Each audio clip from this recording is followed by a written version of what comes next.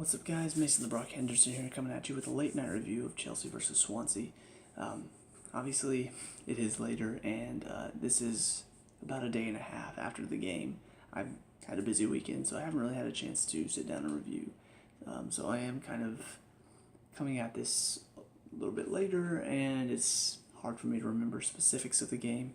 I remember the general overall play of the game. Pretty much first half we played well. Dominated the game, dominated possession, created a lot of great chances. Honestly, our play in the first half looked great. I just remember a lot of quick 1-2s, in and outs, a lot of great attacking play. And then second half, kind of typical for us this season, drop off. And a lot of that has to do, and this is the first thing I'm going to talk about, is Conte and his decisions on when to sub. And I don't really remember this last season. Maybe this was a problem last season and I just forgot. His subs are coming way too late. And it's a problem. It is a huge problem when you're waiting so long to make any subs. Why? I mean, the other team, first of all, they start getting fresh legs in, and now they start coming at you harder, they start coming at you quicker, and it's like, okay, well, now we're getting tired, now we're dropping off, and then by the time you make a sub, momentum's shifted. Now they've got the momentum. And you're sitting there going, when is the sub going to come? And it's like, why wait? Why sit there for 15 minutes? The momentum shifts at about the 60-minute mark. Why wait until the 75th minute to do anything about it? As soon as they make a sub, your thought should be, okay, next few minutes, going to get somebody in, going to get some fresh legs in, going to change it up a little bit. Shift the game so now we can properly go to whatever they're doing. But instead, it's like they shift, they do something different. They bring on players that shifts their formation, that shifts, how they're playing. And it's like it takes them so long to adjust to it. So I don't understand why he waits so long. It feels like it shouldn't be that big a deal. It shouldn't be this 15-minute wait of, oh, we're going to wait and we're going to see what Swansea's doing and then we'll make our change. Why? It's so dumb. But anyway, as far as who came on, I got a problem with that too. Because Pedro and Willian come on first. Got no problem there. I feel like both of them work hard very well defensively. They work to win the ball back. They have a lot of pace to get up and down. That's fine. However, Fabregas and Hazard come off. Fabregas makes sense. Doesn't have a lot of speed, a lot of pace. His endurance levels aren't as high because he's older. It makes sense he's going to come off. And honestly, I think Pedro's probably the perfect person to come on in that position and keep working there. Willian comes on for Hazard. I don't really have much of a problem with that. Hazard is not our best defensive player, and sometimes he doesn't work back as well, and Willian will do the work back, so I don't have a problem with that either. However, the last sub should have been Bakayoko coming off. I mean, there's no question in my mind. He should have been the last sub. He didn't have a good game. He wasn't playing that well. He's kind of similar to what we've seen most of the year, passes, giving away those. Defensively, sometimes he tracks back, but not always. Should have been the last one off. But no, let's just switch our strikers again. Because we want to leave our worst players on the field. Doesn't make any sense at all. It's the most mind-boggling thing in the world to think, okay, our worst player on the field was Bakayoko. He played the full game. Unbelievable to me, honestly. And it's not the first time either. There were some games, there's this run of games where Bakayoko and Murata started. And for most of the game, I'm thinking to myself, they are our worst players. We need to sub them off. We need to get somebody else on. They can change the game. They stayed on the field the full game. Nothing's changed. Bakayoko, worst player on the field. We need to sub him off. We need to get somebody else on that's going to do better. He stays the whole game. And at some point, you have to stop thinking, oh, hey, I know, let's give him some more time to try to grow and get better. At some point, you have to say, we've given you enough time. We've given you enough chances. It's not changing. It's the same old mistakes. It's the same old problems that we've had with them all season. At some point, you just gotta say, move on. Done. I'm done watching it. We've given you enough chances. This is it. You're done. But instead, it's like every single time he plays, oh, no, he'll get better. He'll get better. Just give him some more time. Just give him some more time. Just give him some more time. And then we have to go through the last, 10 minutes of the game freaking out because he keeps giving the ball away and he doesn't work defensively. And then they just have chance after chance after chance. So anyway, that's my frustration with Conte. As far as individuals are concerned, this one's a little bit harder because, like I said, I don't remember a lot of specifics. I do remember a few of them. First of all, Courtois wasn't really tested. I think that was a big thing for us, is that Swansea haven't really been doing well, and finishing has been their biggest issue. They do not have finishers, and it showed in this game. They had so many chances that they should have put away, honestly. It should have been 2-1 by the end of the game, them, but they can't finish, and we really helped. I mean, Courtois, I think he only had 2 shots on him, and both of them were comfortable saves. So, in my opinion, it should have been probably Swansea's game, but they just can't finish for whatever reason. As far as the defense is concerned, all 3 of them, not bad overall. Spilicueta and Rudiger quietly did their jobs well. I don't really remember much from them. I don't remember any mistakes. I don't remember anything really great that they did either. With Cahill, though, once again, biggest problem with him, not the defense part. He needs to stop playing on the ball so much. I do remember a couple times, there was one in particular, I'm trying to remember what happened. I feel like it was just a really bad pass right to their players, which started their counterattack.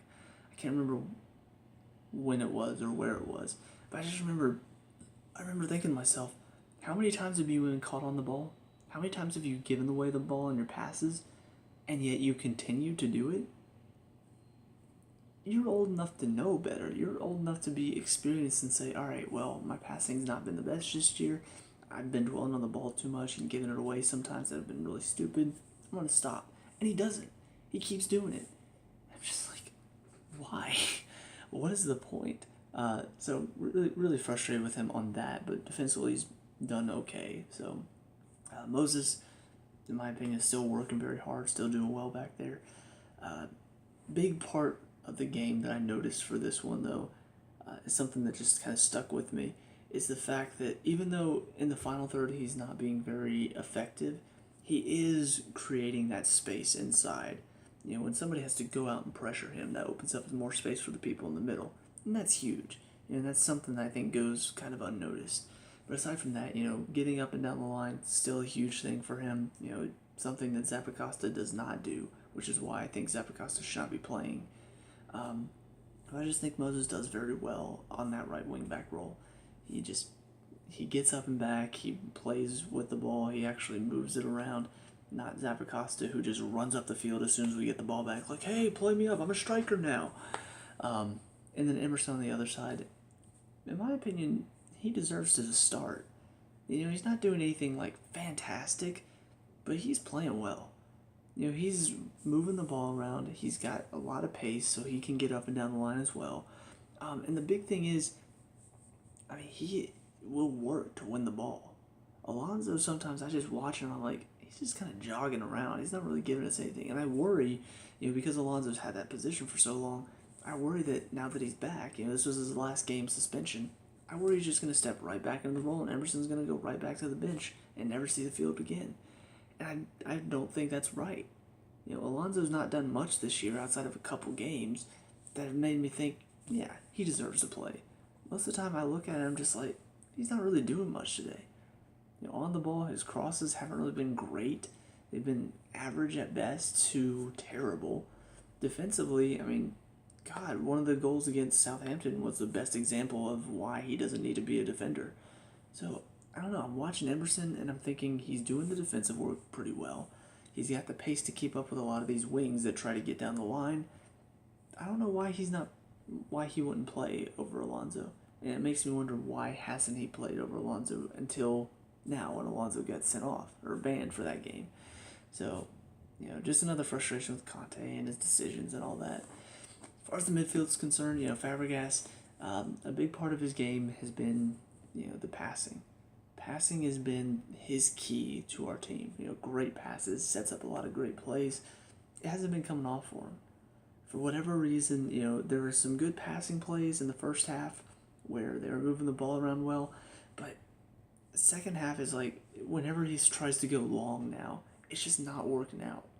That connection that he had with Costa, it's not there in Murata or Giroud. Neither of them know what he's going to do, and I do think that's a big issue. When the one thing that he's good at is taken out of his game, why is he out there? So it's frustrating because honestly, Bakayoko obviously didn't have a good game, a lot of giveaways, doesn't track defensively. Fabregas, pretty good defensively, obviously not the best, but he does work hard on the defense. He reads the play very well. He does intercept quite a few passes from time to time, but since he's been dropping off, you look, Drinkwater's been out with injuries so many times. It's like, can you trust him to go in now? Bakayoko, not playing well. Who do you go to after that? Like I said at the beginning of the year, you've loaned out all your other midfield options. You've loaned out Ben Hinkle. You've loaned out Basalic. Could Barkley play there? I don't know, maybe. But I don't know if I trust him to come in after his injury problems as well. So I just feel like we've set ourselves up to really struggle now that, one player isn't playing well, two players aren't playing well. Who do you go to now? So yeah, that's kind of frustrating. Conte in the midfield obviously worked very hard, did very well. I don't know. Conte is just always Conte. He's not had the same influence as he did last year, but he's definitely still the same player that I saw last year. Just that consistent work ethic, and I love watching it. And as far as the two up top, both of them great first halves. Second half, Hazard felt like he was dribbling a bit too much in the second half, instead of moving around as much as he was in the first. I don't know, I think that really hurts you whenever your best player, the best link-up player you have, starts trying to dribble, and then he just gets the ball poked off of him. It feels like it kills your game. When you move the ball around, it can really wear out a team. And whenever you decide to dribble, oh, well, that's easy. I'm just going to track you and make sure you don't go anywhere. No, I'll pass you off to my teammate, and there we go. We've just shut you down. But whenever you have to pass it to somebody else, and then they pass it to somebody else, that forces players to move around the field, and then they're tired. But they didn't do that. Second half, he just stopped for whatever reason. I don't get that. Giroud obviously didn't get an goal or an assist, but I do think the big thing was in the first half, providing that outlet. He showed he has the ability to be the outlet, to step in, win the ball, lay it off, or something like that. I think that's huge, because Murata doesn't do that. Murata just gets the ball, somebody pushes him from behind, falls down, and then loses it. So, I don't know, I see so much more out of Giroud nowadays than I do Murata. And it's kind of weird, because at the beginning of the season, I would not have thought that. We could have Giroud? Yeah. Not at all thinking that. But now, honestly, watching Murata most of the season, watching how much he's just really turned into a soft player. As the season's gone on, it's just been softer and softer and softer. I just don't want to see him anymore. I don't want to see him on the field because he doesn't provide anything. So, obviously talking about the subs, he came on. The last sub didn't really do much of anything. Willian and Pedro, came on, worked hard, and did provide a bit more defensive stability for a few minutes. But then they just started flooding people forward, and at that point it was all Swansea. And if they could finish, it would have been worse. So, I don't know, there's a part of me that wants to be like, oh, great, we got the win, fantastic, we can put pressure on Tottenham for tomorrow's game whenever they face Watford. Maybe if they lose now, we're only 2 points behind them. But there's also a part of me that's thinking, who cares? We play like this against West Brom, who are on the up, great games against the top teams, fantastic points to get against them. We got to play them now. The way we're playing today, or yesterday, there's no way we'll beat them. We got to face Liverpool. There's no way we'll beat Liverpool like this. And it's frustrating because I'm looking at these past two games where, yes, we got the win, but, God, it just wasn't good enough. There are too many problems, there are too many issues with some of the players.